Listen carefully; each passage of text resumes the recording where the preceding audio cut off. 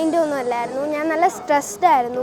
പക്ഷെ ഇവിടെ വന്നപ്പോൾ ഇവിടുത്തെ നല്ല എക്സ്പീരിയൻസും ടീച്ചേഴ്സൊക്കെ നല്ല ഹെൽപ്ഫുള്ളായിരുന്നു. ഒരുപാട് കാര്യങ്ങൾ മോട്ടിവേറ്റ് ഒക്കെ ചെയ്തു. 1 ഡേ ആണെങ്കിലും ഭയങ്കര ഹാപ്പിനെസ് ആയി, എനിക്ക് നല്ല എനർജി കൂടിയതുപോലെ നല്ലൊരു ഫീലാണ്.